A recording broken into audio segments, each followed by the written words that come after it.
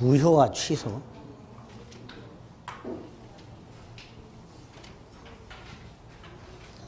올해는 작년보단 덜 춥지요.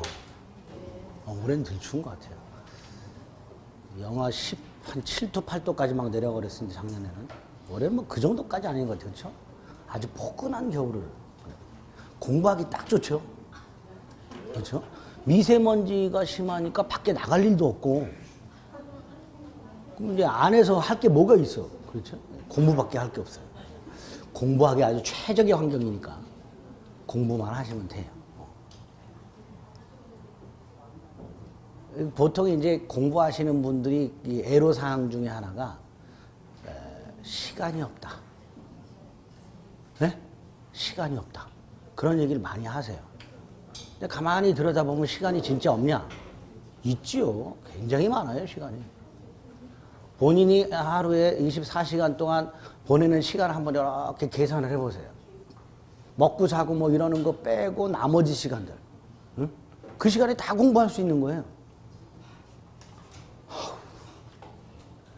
근데 이게 공부하려고 마음먹고 딱 책상에 앉으면 하기가 싫어져, 사람이. 이렇게 자꾸 다른 핑계를 찾게 돼. 그러다 보니까 공부할 시간이 없는 것처럼 느껴질 뿐입니다. 시간 내면 얼마든지 낼 수 있어요. 그러니까 시간 없다는 핑계 대지 마세요. 그거는 나는 공부를 안 하겠다는 핑계하고 똑같은 거예요. 공부하기 싫으면 제가 그랬죠. 핑계만 보인다고. 공부를 하기 싫으면 핑계만 보여. 핑계.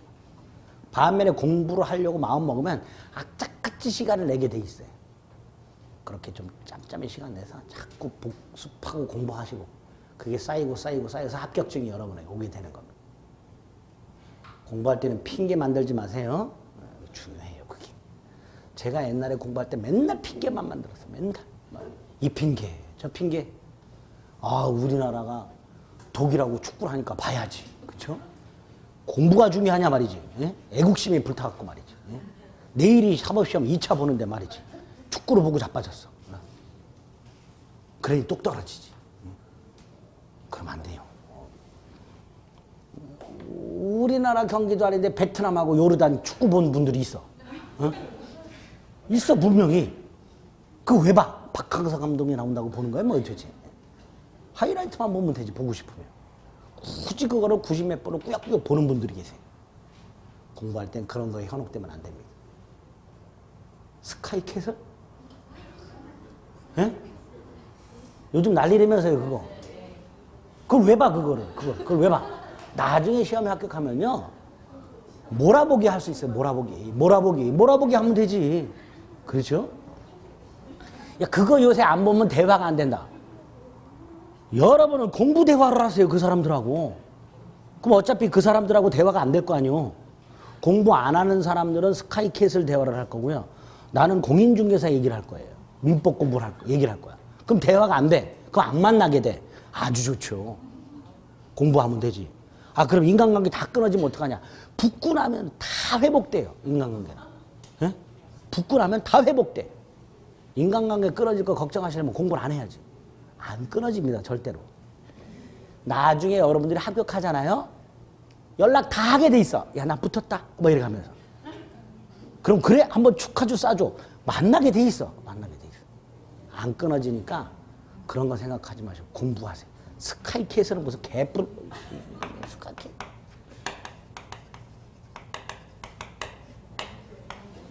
무효와 취소. 무효와 취소는 지금까지 봤던 것들이에요. 법률행위가 성립은 했어요. 계약은 체결됐어요. 그런데 효력 요건을 못 갖췄어요. 법률행위가 성립을 했는데 효력 요건을 못 갖춰. 그럼 원래 무효여야 돼요. 이게 원칙이에요.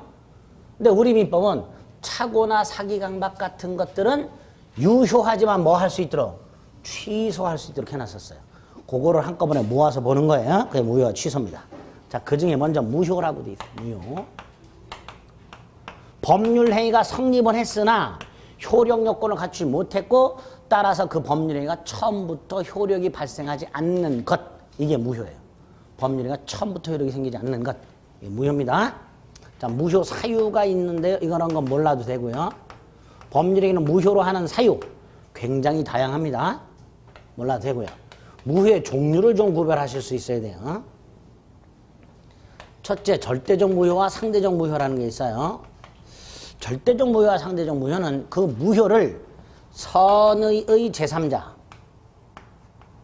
갑과 을이 계약을 했는데 그 계약이 무효야. 근데 갑과 을이 아닌 병, 제3자에게 그 무효를 대항할 수 있냐 없냐의 문제가 절대무효, 상대적 무효입니다. 즉 선의 제3자가 보호가 되냐 안 되냐의 문제예요.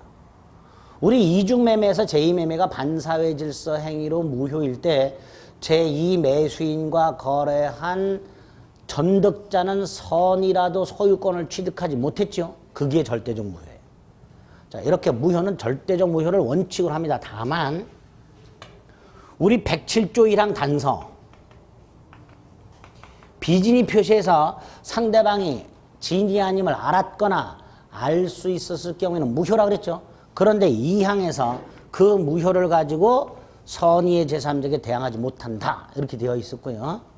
108조 허위 표시, 상대방과 통정한 허위 의사 표시는 무효로 한다. 108조 1항. 그런데 2항에서 그 전항의 무효를 선의의 제3자에게는 대항하지 못한다라고 되어 있었어요. 이렇게 선의의 제3자에게 무효를 주장하지 못하고 그래서 선의의 제3자가 보호를 받는 이런 무효를 상대적 무효라 하고요.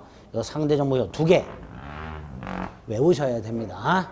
그래서 절대 무효와 상대 무효를 구별하라 했을 때 상대적 무효 2개를 외우고 있다가 그 상대적 무효를 골라주셔야 됩니다. 이게 첫 번째고요. 당연 무효, 재판상 무효는 몰라도 되고요. 세 번째 전부 무효, 일부 무효가 있어요. 우리 법률의 목적의 원시적 불능에서 이런 거 봤죠. 갑과 을이 주택을 매매했어요. 1월 10일 날. 그런데 이 주택이 1월 9일 날 멸실됐어요. 원시적 불능이죠. 원시적 불능이라고 하면 그 법률에는 무효라 그랬어요. 그런데 갑과 을이 주택만 매매한 게 아니고요. 그 옆에 있는 부속 창고까지 매매를 했어요. 부속 창고. 주택과 창고를 매매했는데 1월 9일 날 주택도 멸실, 창고도 멸실. 전부 멸실이죠.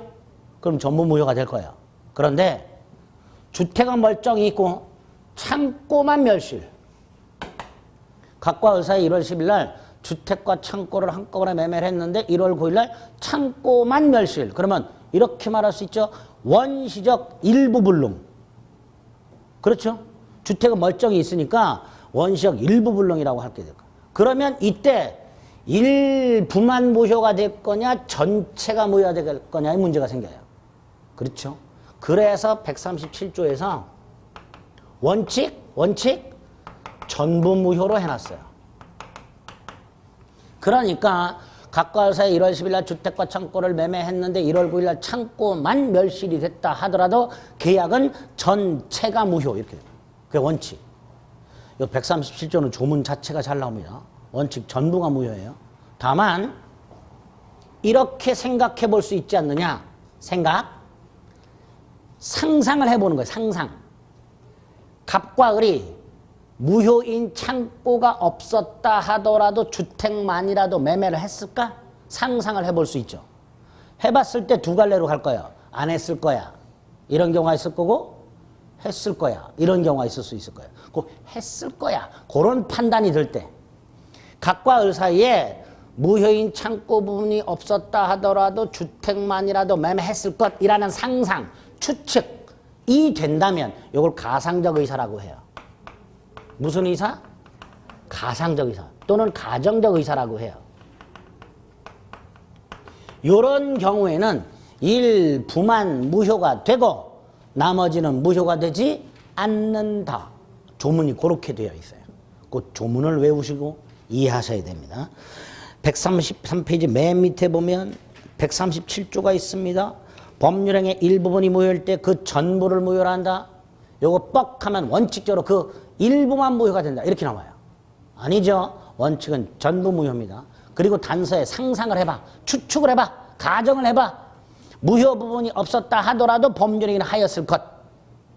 그게 인정이 된다면 나머지는 무효가 되지 아니한다. 이게 예외. 요거를 일부 무효의 법리라고 부릅니다. 요거를 137조를 일부 무효의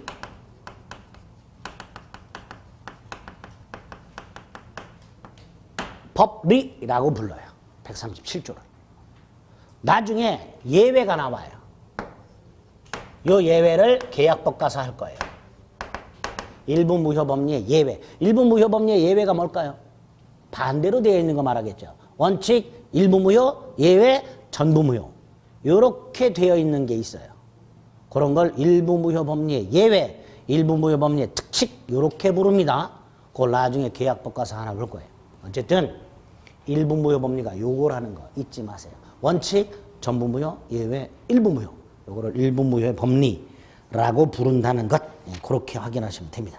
그리고 한 장을 넘기면 제일 중요한 확정적 무효, 불확정적 무효가 나옵니다. 확정적 무효는 말 그대로 무효이고 유효가 될 여지가 전혀 없는 걸 확정적 무효랍니다. 무효로 확정이 되어 있는 거예요. 반면에 우리 아까 무권대리 무효긴 무효지만 본인의 추인 따위를 통해서 유효가 될 여지가 있었다 그랬죠. 그런 걸 뭐라 한다? 불확정적 무효, 유동적 무효랍니다. 현재는 무효지만 유효가 될 여지가 남아있을 때 그걸 불확정적 무효, 유동적 무효라고 그 유동적 무효 중에 오른쪽에 보면 토지거래 신고에 관한 법률에 보면 토지거래 신고제도가 있고 토지거래 허가제도가 나와요. 그 토지거래 허가구역 내에서 허가를 받기 전에 거래를 한 경우 요게 유동적 무효고요. 요거와 관련된 대법원 판례를 시험 문제에 굉장히 많이 냅니다. 요거 오늘 기본적인 뼈대를 잡을 거예요. 자, 먼저 토지거래 허가구역 내에서 이 허가에 대해서 우리 대법원은 첫째, 토지거래 허가구역 내의 토지거래계약의 특별효력요건으로 봅니다. 무슨 요건? 특별효력요건. 두 번째로요, 거래 전 허가가 아니라 거래 후 허가입니다. 관할관청 국가의 허가 중에는요 사전 허가가 있고 사후 허가가 있어요. 사전 허가의 대표가 건축 허가 같은 것들이에요. 반면에 토지거래 허가는 거래 후 허가입니다. 자, 두 개를 묶어서 한번 생각해 볼게요. 1월 10일 날 갑과 을이 허가 구역 내 땅을 허가를 받지 않고 거래를 합니다. 허가는 특별 효력 요건인데 허가를 받지 않았으니 특별 효력 요건을 갖추지 못했고 따라서 이 거래는 유효, 무효? 무효죠, 당연히. 두 번째, 거래를 하고 나서 허가를 받는다 그랬어요. 허가를 받으면 뭐가 된다? 유효. 그러니까 아하, 거래 후 허가 전 요게 뭐다? 유동적 무효. 거래 후 허가 전 요 상태가 유동적 무효가 되는 거예요. 그렇죠? 어렵질 않아요. 여기 유동적 무효. 거래를 한 1월 10일부터 허가를 받은 1월 20일까지 요 사이가 유동적 무효 상태예요. 그리고 그 상태에서 허가를 받으면 소급해서 유효가 됩니다. 어떻게 유효가 된다고요? 소급해서. 1월 20일부터 유효가 되는 게 아니라 1월 10일로 거슬러 올라가서 유효가 됩니다. 자, 이때 요 유동적 무효 상태 1월 10일부터 1월 20일까지 그 사이에 할 수 있는 거, 할 수 없는 거 구별해야 돼요. 첫째가 유동적 무효입니다. 무효기 때문에 계약상 채권 채무 생긴다, 안 생긴다? 안 생겨요.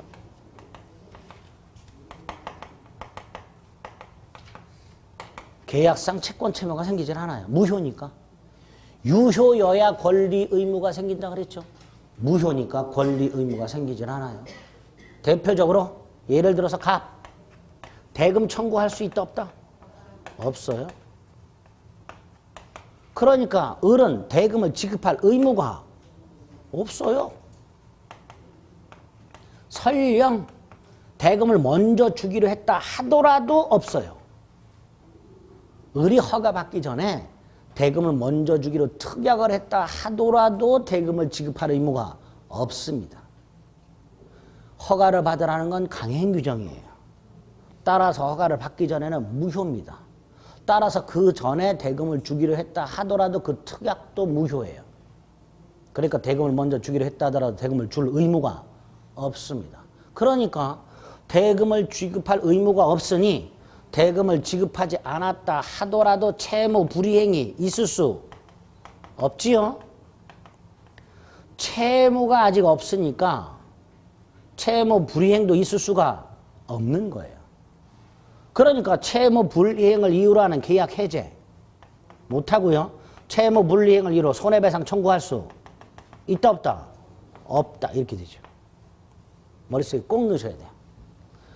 계약상 채권 채무가 발생하지 않기 때문에 채무 불이행이 있을 수가 없고 따라서 채무 불이행을 이유로 하는 계약 해제나 손해배상도 청구할 수가 없습니다. 심지어 우리 대법원은요. 허가 전에 을에게 등기를 먼저 넘겨줬어요. 그 등기도 무효래요. 허가 전에 등기를 넘겨줬다. 등기도 무효고요. 허가 전에는 을은 아무리 등기를 했다 하더라도 소유권을 취득할 수 없다. 이렇게까지 얘기합니다. 무효예요. 이게 첫 번째요. 두 번째가 이 허가를 받을 때요. 공동 신청하도록 되어 있어요. 허가 신청할 때. 관할관청에 가서 허가를 신청해야 되죠. 시군 구청장한테 가서 신청하도록 되어 있죠. 네? 중개사법에. 아직 거기 안 나갔나? 안 나갔죠. 중개 2차 과목에 저기 가면 맨 마지막에 뒤에 나와요. 중개사법, 중개실무, 거래신고에 관한 말 이렇게 나오죠. 제가 알기로는 시군구청장에게 신청하는 걸로 돼 있는데 맞나 모르겠다. 맞겠죠? 야, 넌 그것도 모르냐? 제가 저는 중개사법을 강의하질 않아요. 저는 판례를 강의하지. 어쨌든 공동으로 신청하도록 돼 있어요. 그러니까 당연히 둘이 협조해야 되죠. 한 사람만 가서는 안 되니까 둘이 허가 신청 절차 협력 의무가 생겨요. 이때 이 의무는 계약상 의무도 아니다. 이거 계약상의 의무도 아니다. 계약상 의무도 아니다. 아니죠. 매매 계약을 했을 때 의무는 재산권 이전 의무와 대금 지급 의무가 계약상 의무예요. 허가 신청 절차 협력 의무는 계약상 의무가 아니라 신의칙상 의무예요. 신의칙이란 신의 성실의 원칙을 줄임말인데 신의 성실의 원칙이란 쉽게 생각하세요. 계약을 하는 사람들 서로 믿으니까 하는 거죠. 내가 저놈을 안 믿어. 그럼 그놈하고 계약을 할 리가 없어요. 그래서 계약을 하는 당사자 사이에는 기본적으로 신뢰관계가 있고 이 신뢰관계에 기초해서 해야 될 의무, 이걸 신의칙상 의무라고 해요. 그러면 토지거래 허가구역에서 허가 전에 거래를 하는 당사자들은 뭘 믿을까? 협조해 주겠지. 이런 믿음이 있어요. 저 자식이 협조 안 해줄 거예요. 그럼 그놈하고 거래를 할까요? 안 할까요? 안 하겠지요. 그러니까 토지거래 허가구역 내에서 거래하는 당사자들 사이에서는 상대방이 허가 신청 절차에 협조해 줄 것이라는 기본적인 신뢰가 있어요. 그 기본적인 신뢰로부터 발생하는 의무입니다. 계약상 의무가 아닙니다. 첫 번째로 기억하셔야 돼요. 두 번째로 계약상 의무가 아니지만 의무예요. 따라서 이행을 해야 돼요. 그러니까 어느 일방이 이행을 하지 않으면 당연히 이행 청구할 수 있습니다. 소송으로도 청구할 수 있대요.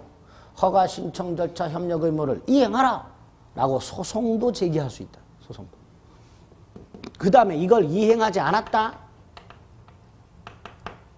손해배상을 청구할 수 있답니다. 뭘 할 수 있다고요? 손해배상.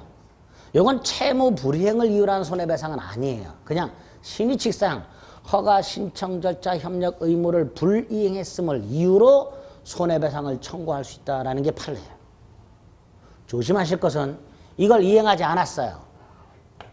채무 불이행일까요? 아닐까요? 아니죠. 계약상 채무는 아니라 그랬어요. 따라서 허가 신청 절차 협력 의무를 이행하지 않았다 하더라도 채무 불이행이 아니니까 채무 불이행을 이유로 한 계약 해제할 수 있다 없다? 없다. 이것도 꼭 기억하셔야 돼요. 계약상 채무가 아니기 때문에 채무 불이행을 이유로 하는 계약 해제, 채무 불이행을 이유로 하는 손해배상 이런 건 못합니다. 두 번째 기억하실 거예요. 세 번째가 유동적 무효죠. 이게 두 갈래로 가겠죠. 뭐하고 뭐로? 확정적 유효나 확정적 무효 둘 중에 하나로 갈 거예요. 천년만년 유동적 무효 상태가 유지되지는 않을 겁니다. 그러니까 유동적 무효가 확정적으로 유효가 되는 경우와 확정적으로 무효가 되는 경우로 나뉠 텐데요. 확정적으로 유효가 되는 건 오늘 기억합니다. 세 가지. 허가받은 경우 확정적 유효가 됩니다. 구역 지정이 해제가 된 경우,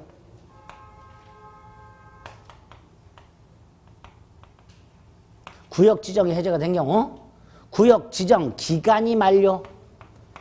허가구역 지정 기간이 몇 년이에요? 네? 아직 안 하셨다 그랬지 참아요. 제가 알고 있을 때 5년이었는데 어떻게 된지 모르겠네. 어쨌든 기간이 만료가 됐어. 만료가 되기 전에 보통 아직도 여전히 투기지역이라면 미리 재지정을 해요. 근데 만료가 될 때까지 재지정하지 않고 만료가 됐는데도 재지정하지 않아. 그럼 뭐가 된다? 확정적 유효가 된다. 이 세 가지 꼭 기억하셔야 됩니다. 오늘 어렵진 않아요. 이거는. 그래서 1, 2월 달에는 어렵지 않은 것만 딱 머릿속에 넣는 거예요. 네?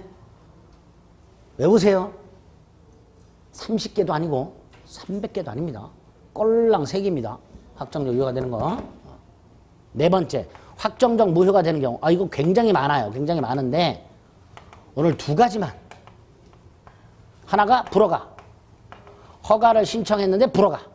요건을 갖추면서 불허가 처분이 있다. 확정적 무효가 돼. 또 하나는 각과 을이 1월 10일 날 허가 전에 거래를 했어요. 그런데 그 후에 각과 을이 만나면 서로 피해. 서로 얼굴도 안 쳐다보려고 그래요. 그게 쌓이고 쌓여요. 그럼 사람들은 무슨 생각을 할까요? 저 두 놈은 계약했는데 서로 만나면 얼굴 쳐다보지도 않고 쌩까. 그럼 저 두 놈은 계약은 했으나 서로 이행할 생각이 전혀 없나 보다. 이런 생각을 하겠죠. 그런 경우를 판례가 이렇게 말해요. 양 당사자가 쌍방이 허가 신청 절차에 협력하지 않겠다는 의사를 분명히 표시.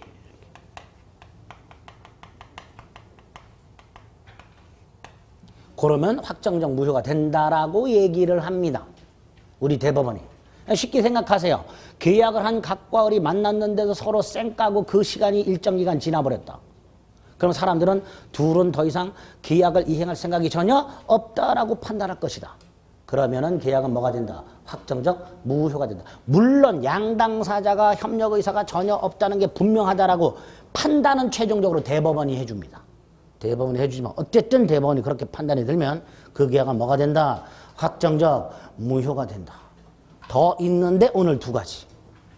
일단 토지거래 허가구역 내에서 허가 전 거래 행위와 관련하여 대법원 판례가 나오는데 그중에 딱 기본이 되는 이 정도를 1, 2월 달에 머릿속에 넣어둡니다.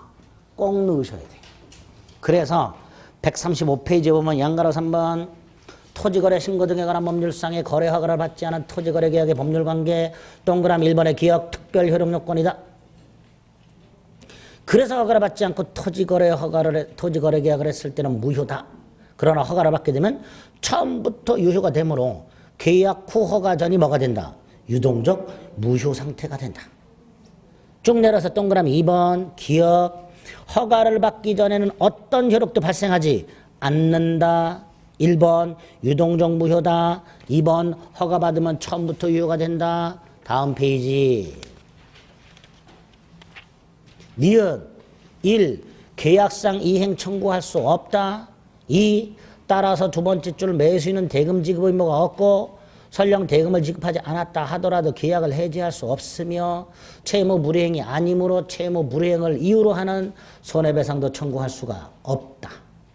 디귿의 1번 허가 신청할 의무가 있고 청구할 수 있다. 그러나 네 번째 줄 허가 신청 절차 협력 의무는 계약상 의무가 아니기 때문에 그걸 이행하지 않았다 하더라도 채무 불이행이 아니므로 허가 신청 절차 협력 의무 불이행을 이유로 계약을 해지할 수는 없다. 다만 2번 허가 신청 절차 협력 의무 불이행을 이유로 뭐는 할 수 있다. 손해배상은 청구할 수 있다. 채무 불이행을 이유로 하는 손해배상이 아니라 허가 신청 절차 협력 의무 불이행을 이유로 손해배상을 청구할 수 있다. 3번 손해배상을 얼마를 배상하기로 미리 약정도 할 수 있다. 거기까지. 그리고 오른쪽 보면 가운데쯤에 동그라미 3번이 있어요. 확정적으로 유효가 되는 경우 기억, 니은 2개. 4번에 보면 확정적으로 무효가 되는 경우가 있습니다. 그중에 불허가 처분 있는 게 있어요. 불허가 처분. 다음 페이지 보면 니은에 나왔어요. 불허가 처분 있을 때 확정적으로 무효가 된다. 그 다음에 디귿에 보니까 당사자 쌍방이 허가 신청을 하지 아니하기로 의사표시를 분명히 한 경우 이때도 뭐가 된다? 확정적 무효가 된다. 이렇게 되죠. 그렇죠? 네, 그렇게 기억하시면 됩니다. 오른쪽 메뉴의 대표 예제를 한번 보세요. 허가를 받기로 했다. 옳은 것을 모두 고르라 그랬는데요. 기억에 보니까 허가 신청 절차 협력 의무가 있다. 이렇게 돼 있죠. 근데 니은에 채무 불이행을 이유로 해지할 수 있다. 틀렸죠. 디귿은 안 봤던 거고 리을을 보세요. 토지거래 허가가 있을 것을 조건으로 이행을 청구할 수 있는가 없는가? 없다. 뭐라 그랬어요? 이행 청구 못한다 그랬어요. 그러니까 기억 옳은 지문, 리을 옳은 지문. 옳은 것 고르라고 돼 있으니까 기억, 리을이 들어있는 걸 찾아봤더니 1번하고 3번 두 개가 들어있어요.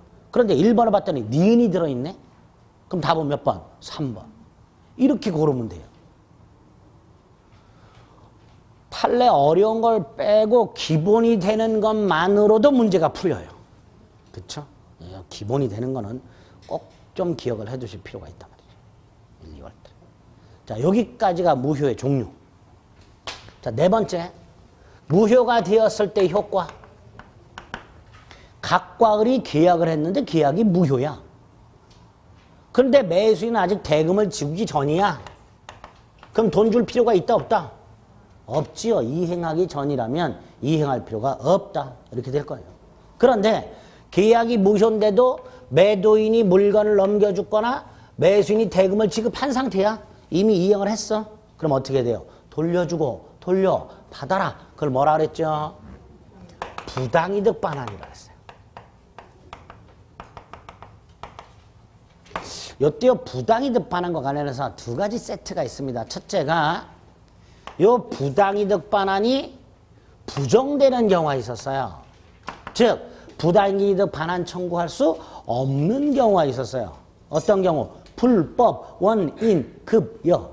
반사의 질성으로 무효일 때는 그 반사의 질성행위가 불법이고요. 그 반사의 질서행위를 원인으로 무언가를 주었을 때는 반환 청구할 수 있다 없다? 없다 그랬습니다. 여기 하나 있고요. 또 하나는 부당이득 반환 범위의 문제가 나오는데요. 이 부당이득 반환 범위가 원칙이 있고 특칙이 있어요. 그런데 원칙은 우리 시험 범위가 아니고요. 이 특칙 두 개가 우리 시험 범위에 있어요. 부당이득 반환 범위의 특칙. 하나가 취소에 나오고요. 또 하나가 해제에 나와요. 계약 취소에 하나 특칙이 나오고요. 계약 해제에 하나 특칙이 나옵니다. 자, 이때 특칙을 이해하기 위해서 원칙을 오늘 기억을 해둡니다. 원칙. 부당이득의 대표적인 게 거스름돈 더 거슬러 받는 게 있다고 그랬어요. 거스름돈 5,000원을 내고 3,000원짜리를 사면 당연히 얼마를 거슬러 받아야 돼? 2,000원을. 그런데 47,000원을 거슬러 받았다면 45,000원을 더 받은 거예요. 그 45,000원이 부당이득입니다. 돌려줘야 돼요. 돌려줄 때 선악을 나눠놨어요. 우리나라는. 먼저 선의가 뭘까요? 45,000원을 더 거슬러 받는다는 걸 모르고 받았어. 집에 와서 지갑을 확인해 봤더니 호주머니를 확인해 봤더니 45,000원이 더 받았어. 이런 게 부당이득인데 모르고 받았어. 이럴 때는 쓰고 남은 것만 그래서 저는 거스름돈 그 자리에서 확인 안 한다 그랬어요. 가끔 대전역에서 여기까지 택시 타고 올 때 카드로 요새 내기, 카드가 안 될 때는 현금을 내기도 합니다. 10,000원짜리 내면 1,100원은 거슬러, 1,000원짜리 몇 개 하고 동전 거슬러 줘요. 그 자리에서 확인 안 합니다, 저는. 받아가지고 넣어서 하고 나서 확인을 해. 더 받을 수도 있기 때문에. 네? 만약에 확인을 했는데 하고 나서 확인했더니 더 받았어. 쓰고 남은 것만 돌려주면 돼. 그래서 그 자리에서 확인 안 한다고 그랬어요. 선의는 이렇게 쓰고 남은 것만 돌려주면 됩니다. 반면에 더 거슬러 주는 걸 알고 받았다면 더 거슬러 받은 45,000원에다가 이 자를 붙이고 손해까지 배상을 하도록 하고 있습니다. 이게 부당이득 반환 범위의 원칙이에요. 원칙. 그런데 이게 우리 시험 범위에 없고 이게 우리 시험 범위에 있어요. 이거는 취소해서 볼 거고 해제해서 볼 겁니다. 일단 법률 행위가 무효가 되었을 때 그 효과와 관련해서 딱 이렇게 머릿속에 뼈대를 잡아 두셔야 돼요. 그래서 여기저기 써먹으면 돼요. 요거를. 취소 가서도 요걸 한번 써먹습니다. 여기까지가 무효의 효과라고 하는 것들이에요. 이행 전과 이행 후로 나눠서 확인을 일단 해 주시고요. 한 장을 넘기면 무효 행위의 재생이라는 게 나옵니다. 요거 또 요번 순환에 안 합니다. 요거는 요거 다음 순환에 할 겁니다. 그래서 요번 순환에 딱 요 효과까지. 지난 순환에는 개념 정도만 봤고요. 요번 순환에 추가한 게 요거예요. 요거 기본적인 거. 요거 추가한 거예요. 그리고 무효효과 기본적인 뼈대 잡은 거예요. 딱 여기까지. 재생이란 무효행위를 되살리는 건데 무효행위의 전환이란 게 있고 추인이란 게 있어요. 나중에 할 겁니다. 재생장치가 있다. 무효는 오늘 여기까지 딱 머릿속에 넣습니다. 넣을 수 있죠? 어려운 건 다 빼는 거예요, 지금. 그리고 넘어가면 취소가 나옵니다. 제가 전환과 추인은 보지 마시라 그랬어요, 이번 순환에. 143페이지로 갑니다. 취소로. 취소도 일단 무효하고 기본적인 뼈대는 비슷해요. 뜻. 법률행위가 성립을 했어요. 근데 뭘 못 갖췄어요? 효력요건을 못 갖췄어요. 그런데도 일단 유효해요. 그런데 그 유효한 행위를 처음부터 무효로 하는데요. 계약을 한 당사자가 있을 거예요. 그 당사자 중 어느 한 사람이 일방적으로 무효로 만들어버려요. 일방적으로. 상대방이 동의나 승낙을 받을 필요가 없어요. 이걸 취소라고 합니다. 갑과 을이 계약을 했는데 을이 갑을 사기쳤다. 갑은 계약을 뭐 할 수 있다고 돼 있었어요? 취소할 수 있다. 이때 취소할 때 을의 동의나 승낙을 받는다 안 받는다? 안 받는다. 이게 취소예요. 일단 유효하게 성립한 행위를 일방적으로 무효로 하는 의사표시. 그걸 뭐라 한다? 취소. 그런데 아무 이유 없이 취소할 수 있을까요? 기분 나쁘다고 꿈자리가 사납다고 함부로 취소할 수 있을까요? 못합니다. 상대방이 납득할 만한 취소 사유가 있어야 된다 그랬어요. 일방적인 거기 때문에요. 상대방은 당연히 반발을 하게 돼 있어요. 왜 네 멋대로 계약을 취소하냐? 이때 상대방 을이 납득할 만한 취소 사유가 있어야만 됩니다. 이 취소 사유가 법에서 정해져 있고요. 딱. 그리고 계약 당시 존재해야 돼요. 우리 민법상 취소 사유는 법에서 정해놨고 계약 당시에 존재해야 돼요. 계약 이후 사기당했다. 안 돼요. 매매 계약할 때 멀쩡히 계약을 했는데 이행할 때 사기당했다. 안 돼요. 취소 못합니다. 행위 당시에. 두 가지 전제가 깔려요. 법에서 정해놨고 행위 당시 존재해야 되며 그 사유가 제한 능력, 착오, 사기 강박. 계약 당시 미성년자였고 부모 동의를 받지 않았다. 계약 당시 착오가 있었다. 계약 당시 사기 강박을 당했다. 딱 요럴 때만 취소할 수 있도록 해놨습니다. 다른 이유로는 취소할 수가 없어요. 이렇게. 세 번째, 누가 취소하는가? 140조를 보세요. 취소권자.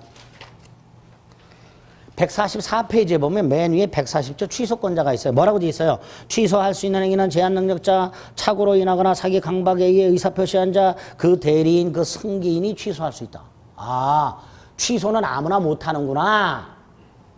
제한 능력자 취소할 수 있고, 착오에 의한 의사표시한 자 취소할 수 있고, 사기, 강박에 의하여 의사표시한 자 취소할 수 있으며, 이 사람들의 대리인, 이 사람들의 승계인에 한하여 취소할 수 있구나. 아무나 함부로 취소 못하는구나. 당연하죠. 각과 을이 계약을 했을 때 엉뚱한 병이 함부로 계약을 취소할 수는 없는 거예요. 그래서 취소권자도 딱 이렇게 정해놨는데 이 취소권자에서 세 놈을 조심하셔야 됩니다. 먼저 요 놈. 제한능력자. 대표적으로 누가 있어요? 미성년자. 미성년자는 부모 동의받지 않고 계약하면 뭐 할 수 있어요? 그 부모가 계약을 취소할 수 있어요. 그런데 140조에서 미성년자도 취소할 수 있다고 규정을 한 거예요. 그런데 취소도 법률행위예요. 그러니까 원칙적으로 미성년자가 계약을 취소할 때도 부모 동의를 받아야 돼요. 그런데 140조에서 제한능력자가 취소할 수 있도록 규정을 함으로써 미성년자 자신이 부모 동의 없이 체결한 계약을 취소할 때 부모 동의 받을 필요 있다 없다? 없다 그런 뜻이에요. 단독으로 취소가 가능해요.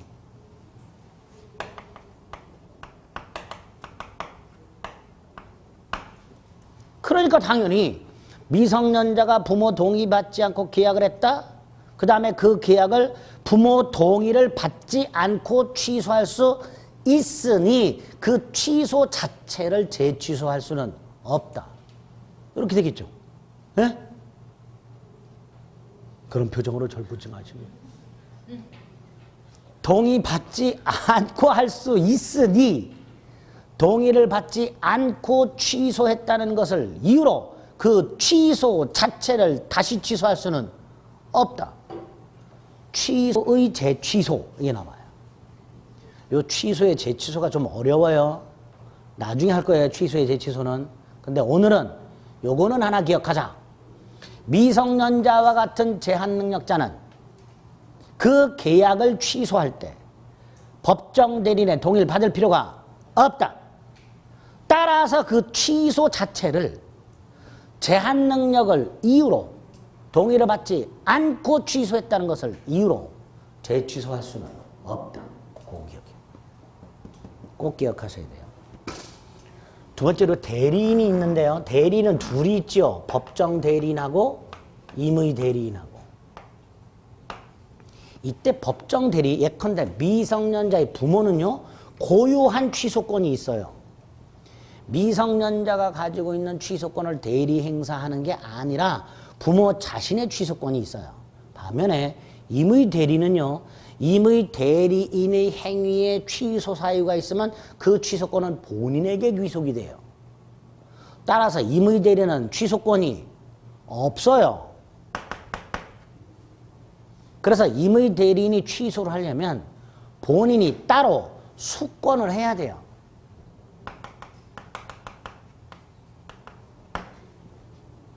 다시 한번 임의 대리인이 대리 행위를 했는데 그 행위에 착오나 사기 강박 같은 취소 사유가 있더라. 그럼 취소권은 누구한테 귀속이 된다? 본인한테 귀속이 돼요. 그 임의 대리는 취소할 수가 없어요. 그래서 본인이 따로 임의 대리인에게 취소할 수 있는 권한을 줬을 때 그럴 때만 취소할 수 있습니다. 요거 조심하셔야 돼요. 임의 대리. 그 다음에 승계인이 나와요. 승계인은 둘이 있어요. 매수인 같은 특정 승계인이 있고요. 상속인 같은 포괄 승계인이 있죠. 승계인은 특정 승계인과 포괄 승계인 둘이 있을 수 있는데 특정 승계인, 포괄 승계인 모두 취소권을 승계받되 다만 이 특정 승계인은 당연히 취소권만 특정 승계할 수 있다 없다? 없어요.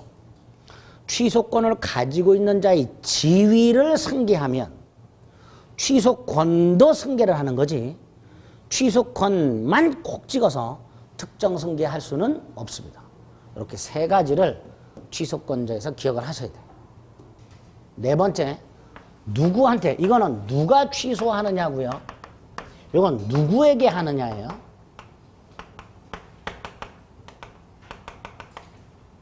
누구한테 취소해야 돼요? 예를 들어서 갑과 을이 계약을 했어요. 그런데 갑이 착오가 있었거나 사기라 강박을 당했어요. 그럼 갑은 계약을 취소할 수 있는데 이때 취소한다라는 말 누구한테 해야 돼요? 을한테 해야죠. 왜? 을과의 계약을 취소하는 거니까 당연히 을한테 취소한다라고 해야 됩니다. 따라서 만약에 을이 또다시 병과 계약을 했을 때 이 병, 상대방의 특정 승계인 얘한테는 취소한다는 말을 할 수가 없지요. 갑은 누구와의 계약을 취소하는 거야? 을과의 계약을. 그러니까 을한테 해야지. 을과 거래한 병, 을의 특정 승계인에게는 취소한다는 말을 할 수가 없으니 결국 취소는 누구한테 해야 된다? 직접 상대방.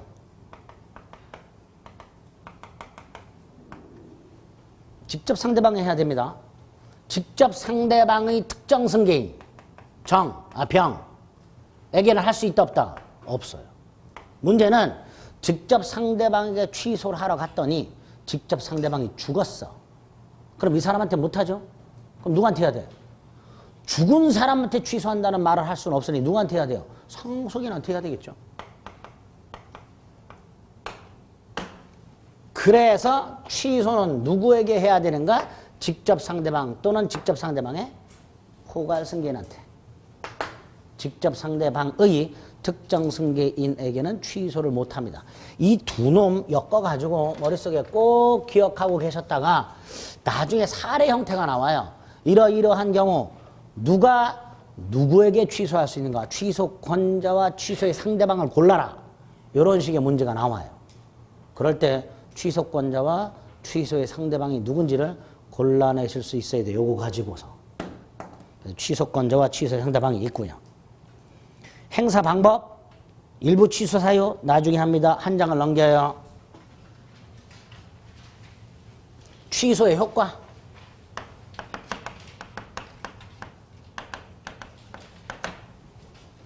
행위 당시, 계약 당시 제한 능력 착오 사기 강박이 있어서 이런 사람들에게 취소권이 생겼다. 이때 취소권 권리입니다. 취소할지 말지는 취소권자의 자유입니다. 이때 취소권자가 만약에 취소를 하면 그 행위는 무효가 됩니다. 뭐가 된다고요? 무효. 근데 언제부터 무효가 되는가? 요게 핵심입니다. 언제부터 무효가 돼요? 처음부터. 조문 꼭 기억하셔야 돼요. 141조. 처음부터라고 돼 있죠. 처음부터에다가 동그라미 책이 찢어져라. 별표시 10,000개. 뻑 하면 취소한 때부터 또는 그때부터 이렇게 나와요. 틀린 지문입니다. 곤란하실 수 있어야 돼요. 대단히 중요합니다. 언제부터 무효가 된다고요? 처음부터. 잊지 마세요. 절대로. 그 다음에 무효가 됐죠. 무효가 됐어. 취소해서 이렇게 연결이 되겠죠. 네? 취소를 해서 뭐가 됐다고요? 무효가 됐어요. 무효가 됐으니까 이게 나오게 되죠. 이행 전임은 이행할 필요가 없다. 이행을 하면 부당, 이득 반환 의무가 생긴다. 그 다음에 불법원 임금에가 적용돼야 안 돼요? 안 돼요. 불법원 임금에는 어디에서만 적용돼? 반사의 질생 이런 데서만. 제한능력 착오 사기 강박은 불법원인이 아니니까 이건 적용이 안 될 거고 요게 나오겠죠. 부당이득 반환 의무가 생기고 원칙적으로 이렇게 반환해야 될 거예요. 근데 예외가 하나 나와요. 예외.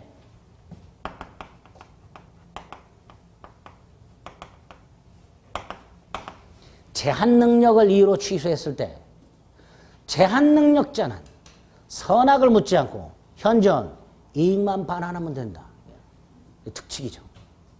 부당이득 반환은 선악에 따라서 반환 범위가 다르지만 제한 능력만은 선악을 묻지 않고 뭐만? 현존 이익만. 그래서 미성년자 갑이 부모가 인강들으라고 사준 노트북을 부모 몰래 100만 원을 받고 팔았다. 그 사실을 부모가 알게 됐다. 계약을 취소한다. 취소했으니 어른 노트북을 돌려줘야 되고 갑은 100만 원을 돌려줘야 되는데 갑이 돈을 다 썼다. 그럼 한 푼도 돌려줄 필요가 없다. 그런 뜻이에요. 다만 이 돈을 어디에 썼는가? 학원 다니면서 밥 먹고 책 사고 밥값 내고 독서실비 내고 학원비 냈어. 이거 생활비입니다. 이거는 현존이익이에요. 생활비로 70만 원을 썼어요. 이건 현존이익입니다. 현존이익이니까 돌려줘야 돼요. 생활비로 썼을 때는. 그런데 노래방이나 PC방을 가서 30만 원을 썼어요. 이건 현존이익이다 아니다? 아니다 이거는. 따라서 유흥비로 썼을 때는 돌려줄 필요가 없다. 그게 판례예요. 여기까지 시험 문제 냈었어요. 우리 시험에. 여기까지. 예? 여기까지는 기억을 해달라. 법률행위가 취소가 되면 처음부터 무효다. 따라서 이행하기 전이라면 이행할 필요가 없고 이행을 하면 부당이득 반환 의무가 생긴다. 부당이득 반환은 선악에 따라 반환 범위가 다르다. 그런데 취소에는 특칙이 하나 있다. 제한 능력을 이유로 취소했을 때 제한 능력자만은 선악을 묻지 않고 뭐만 돌려주면 된다? 현존이익만. 이때 생활비는 현존이익이어서 반환해야 되고 유흥비는 현존이익이 아니어서 반환할 필요가 없다. 여기까지. 또 하나가 갑하고 을이 소송이 붙어요. 갑, 노트북을 반환하라. 반환해요. 그럼 을은 뭐라 그럴까요? 100만 원 돌려줘. 그러겠죠? 그런데 갑이 다 쓰고 없는데 소송이 붙을 거예요. 을은 갑에게 100만 원 반환 소송을 제기할 겁니다. 그렇겠죠? 그럼 법원은 갑에게 너 왜 100만 원 안 돌려주냐 물어보겠죠? 갑은 뭐라고 대답할까요? 유흥비로 다 썼는데요? 주장하겠죠? 주장했으니 뭐 해야 돼? 증명. 민사소송은 주장한 자가 뭐 해야 된다? 증명해야 된다. 그러니까 다 쓰고 현존 이익이 없음을 누가 증명? 제한 능력자가 증명. 여기까지. 소송에서 생각하시면 돼요. 그러면 146페이지 취소 효과 조문 암기하시고요. 1번 양가로 2번 부당이득 반환의 원칙과 동그라미 2번 예외가 있고요. 그 예외 특칙, 기역, 니은, 디귿 세 가지. 지금 말씀드린 거예요. 어렵지 않죠? 네. 들을 땐 다 이해가 돼. 돌아서면 까먹어. 그렇죠? 이해한 것을 까먹어. 이해한 것을. 그러니까 다음에 보면 책을 보면 이해가 안 돼. 네. 분명히 들을 때는 이해가 됐는데. 원래 그런 거예요. 네. 여러분들이 한 번에 듣고 이해와 암기를 다 하고 계신다면 학원은 1년간 강의 2번밖에 못해요. 그렇죠? 저도 1년에 강의 2달밖에 못해요. 근데 감사하게도 여러분들이 다 까먹어. 그러니까 1년 내내 감사한 건 아니죠. 네. 무지하게 까먹게. 저도 그래요. 저도 까먹어. 간혹 가다가 오전에 강의했던 내용 저녁에서 까먹는 경우가 있어요. 네? 그래서 오전에 강의한 내용 중에 저녁에 안 하고 빼먹고 쭉 가다가 빼먹었어. 그럼 빼먹었다는 걸 티내면 안 되니까 자연스럽게 뒤에 다시 이런 경우도 있어요. 저도. 세상에. 왜 이렇게 까먹는지 모르겠어요.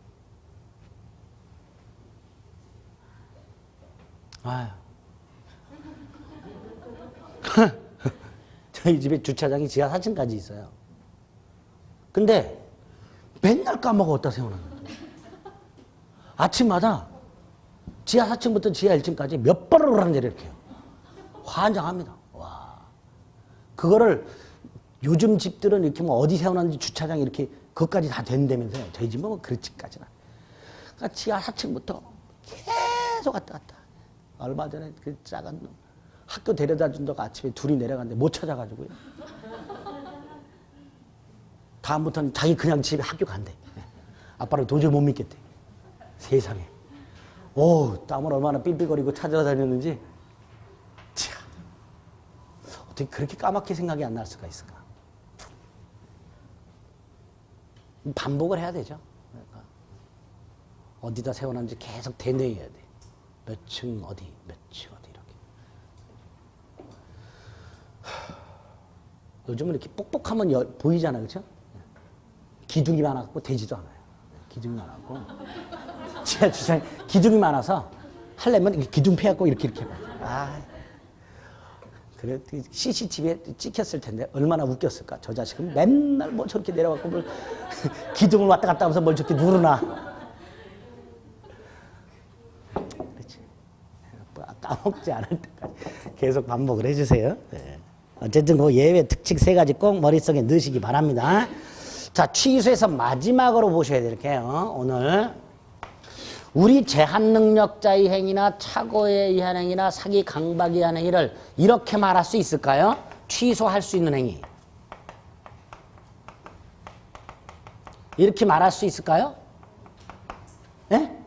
이렇게 말할 수 있죠. 제한능력자가 부모 동의 없이 계약을 했거나 착오에 의해서 계약을 했거나 또는 사기 강박에서 계약을 했다면 그 계약은 취소할 수 있는 행위라고 말을 할 수 있는 거예요. 이때의 취소할 수 있는 행위는 일단 유효, 무효? 유효라 그랬죠? 그렇죠? 근데 취소를 하면 무효가 된다 그랬죠? 그러니까 취소 전에는 유효지만 무효가 될 여지가 있는 유효. 무슨 유효라고 하면 돼요? 불확정적 유효, 유동적 유효 그러면 되죠.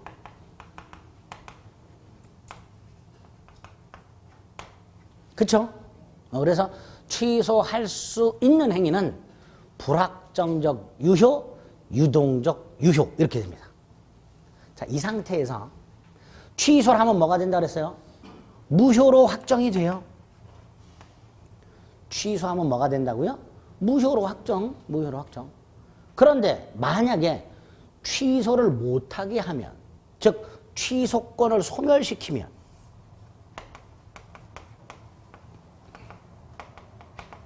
뭐가 될까요? 취소를 못하니까 유효로 확정이 되겠죠. 이렇게 두 갈래로 가는 거예요. 취소할 수 있는 행위는 불확정적 유효 상태니까 이게 두 갈래. 확정적 무효나 확정적 유효로 갈 수 있게 됩니다. 확정적 무효나 확정적 유효로. 그 중에 확정적 무효로 가는 건 취소하면 되고요. 확정적 유효가 되려면 취소를 못하게 하면 돼요.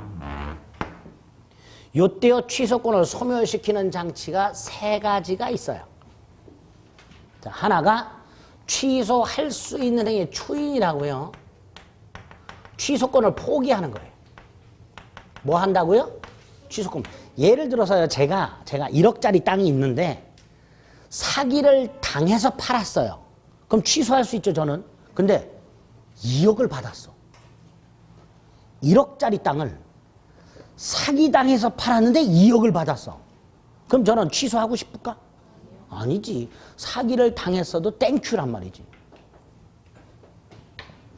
미성년자가 학교 다니기 힘들다고 오토바이를 사달라고 그랬어. 그래서 오토바이 사줬어. 어쩔 수 없이. 안 사주면 집 나간다 그래서.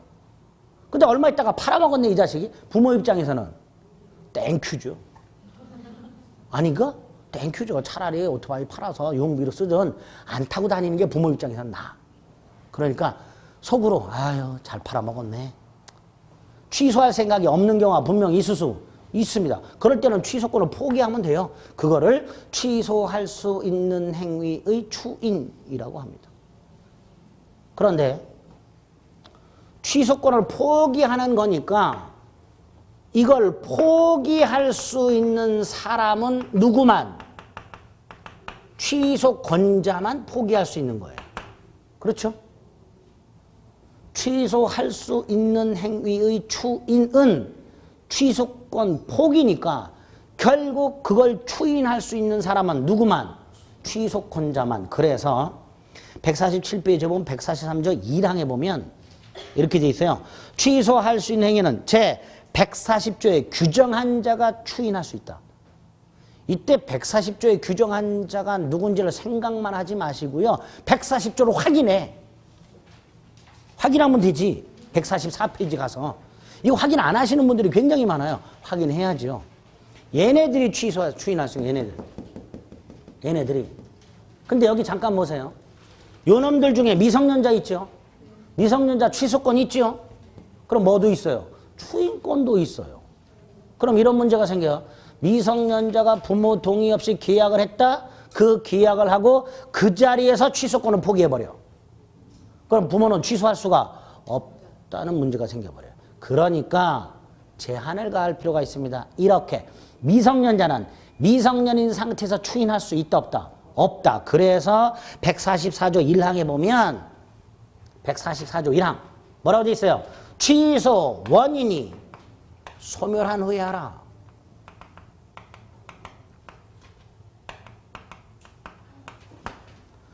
취소할 수 있는 행위를 추인을 하려면 취소권을 포기하려면 미성년인 상태에서는 포기할 수가 없고 성년자가 된 후에 포기하라. 그게 요거예요. 이해되세요? 아니 그냥 쉽게 미성년인 상태에서는 추인할 수 있다 없다? 없다. 성년자가 된 후에 추인하라. 이게 예외가 나와요. 그게 예외가 머리가 터져. 그러니까 원칙을 딱 머릿속에. 두 가지를 기억합니다. 취소할 수 있는 행위의 추인이란 취소권자가 취소권을 포기하는 것을 말한다. 다만 미성년자 같은 경우 미성년인 상태에서는 추인할 수가 없고 성년자가 된 후에 추인하라 라는 제한이 있다. 두 가지를 오늘 기억합니다. 두 번째가 법정 추인이라고요. 예를 들어서 미성년자가 계약을 했어. 근데 그 상태에서 계약을 취소하지 않고 이행도 하지 않고 있다가 성년자가 됐어. 성년자가 됐다는 건 취소 원인이 소멸했다는 거예요. 그 상태에서 상대방이 미성년자에게 대금을 주니까 성년자가 된 놈이 말없이 돈을 받고 물건을 건네줘. 미성년자가 계약을 한 상태에서 성년자가 됐는데 성년자가 된 상태에서 이행을 하거나 이행을 받아. 취소할 생각이 있는 거예요, 없는 거예요? 없지요. 그럴 때 추인한 것으로 간주하는 걸 뭐라 한다? 법정 추인. 취소 원인이 소멸한 후에 취소권자의 행동을 봤더니 취소할 생각이 전혀 없더라 말이지. 그럴 때 취소권을 소멸시키는 걸 뭐라 한다? 법정 추인. 그 법정 추인 사유를 나중에 외우셔야 되는데 오늘은 법정 추인의 개념만 기억합니다. 개념. 법정 추인이라는 건 이런 거다. 실질적으로 취소권자가 취소권을 포기하는 의사를 표시한 적은 없으나 마치 취소권을 포기한 걸로 보고 취소권을 소멸시키는 걸 뭐라 한다? 법정 추인이란다. 마지막으로 취소권의 단기 소멸이라고 146조가 있어요. 한 장을 넘깁니다. 150페이지. 조문이 하나 있죠. 작년에 그 3년, 10년 가로넣기가 문제로 나왔어요. 작년에. 이거 틀린 분들 무지하게 많아. 3년, 10년을 틀린 분들이 많아. 제가 외우라고. 자, 올해 나오면 3년, 10년 안 나옵니다. 뭐가 나올까요? 언제부터? 그게 나와요. 나오면. 외웁니다. 3년 언제부터 3년이에요? 추인할 수 있는 날. 10년은 언제부터? 법률 행위한 날. 법률 행위한 날은 계약을 한 날이에요. 그렇죠? 이건 어렵지 않은데 추인할 수 있는 날이 조금 까다로워요. 추인할 수 있는 날이란 뭘 말할까요? 예? 아까 언제부터 추인할 수 있다고 그랬어요? 취소 원인 소멸. 그러니까 추인할 수 있는 날 이퀄 취소 원인 소멸한 날. 이렇게 됐죠. 미성년자라면 성년자가 된 날. 이때 그 추인할 수 있는 날을 예전에 취소할 수 있는 날로 출제를 한 적이 있어요. 취소할 수 있는 날부터 3년. OX. X죠. 취소할 수 있는 날 아니에요. 추인할 수 있는 날 또는 취소 원인이 소멸한 날. 예? 아니 그렇게 나왔었다니까. 취소할 수 있는 날부터 3년이라고 나왔었다니까. 그 틀린 거라니까. 왜 틀렸어? 조문에 뭐라고 돼 있어요? 추인할 수 있는 날. 정확하게 외우자 말이죠. 그래서 시험에 3년, 10년 나오면 3년, 10년만 디립다 외워놨다가 나중에 앞에 언제부터가 나오면 헷갈려. 3년, 10년 외웠는데 언제부터를 안 외웠네? 그래서 틀리는 분들도 태반이야. 안 됩니다. 언제부터인지를 꼭 기억하세요. 추인할 수 있는 날부터 3년, 법률행위 한 날로부터 10년. 두 번째, 3년하고 10년 중에 어떤 게 먼저 도래할까요? 모르지요. 3년이 먼저 도래할 수도 있고 10년이 먼저 도래할 수도 있고. 어떻게 10년이 먼저 도래하지? 7살짜리가 부모 동의 없이 계약했어. 10년이 먼저 도래해요. 17살짜리가 계약해서 3년이 먼저 도래합니다. 그렇죠? 7살짜리가 계약해서 10년이면 17이에요. 3년은 23. 뭐가 먼저 도래? 17살이 먼저 도래하잖아요. 그러니까 3년하고 10년 어느 게 먼저 도래하냐 몰라. 3년이 먼저 도래할 수도 있고 10년이 먼저 도래할 수도 있는데 도래하면 취소권은 소멸. 세 가지 취소권을 소멸시키는 방법이 있다. 그 세 가지 방법이 어떤 건지 개념만 오늘 명확하게. 여기까지가 무효 취소. 이번 순환에 여러분들이 확인하셔야 될 내용들입니다. 됐죠? 이 정도만 알고 계셔도 무효 취소 문제 굉장히 많이 풀립니다.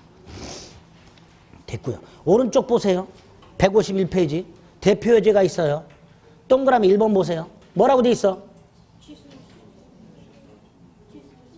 OX? X. 2번은 뭐라고 돼 있어요? OX? X. 이렇게 고르시면 되는 거예요. 그렇죠? 그런 식으로 저 질문을 골라줘. 다른 건 읽지 마시고, 다른 건 또 맞춰보려고 또 읽지 마시고, 확인해 보는 거. 이런 식으로 나온다고. 아시겠죠? 네, 무효 취소까지 했습니다. 부관 좀 쉬었다 보겠습니다.